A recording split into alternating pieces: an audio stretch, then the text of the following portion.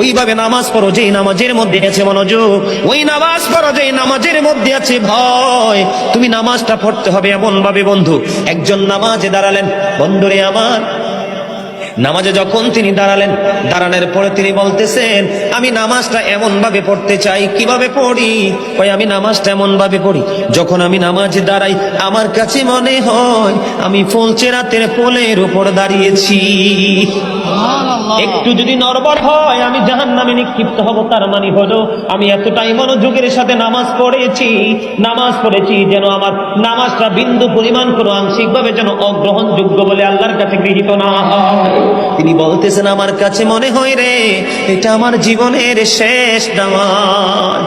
আমি এতটা ভয়, এতটা আতঙ্ক নিয়ে, এতটা তাকওয়া নিয়ে নামাজ পড়ি, আমার কাছে মনে হয় আমার পিছনে যেন আজরাইল দাঁড়িয়ে আছে, ডানে বামে সালাম ফিরাতে দেরি রে, আমার কাছে মনে হয় আমার প্রাণ পাখিটা কেড়ে নিয়ে যাবে।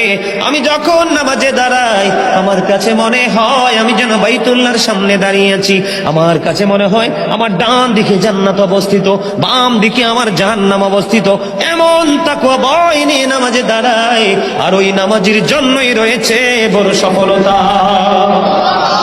বলুন না সুবহানাল্লাহ।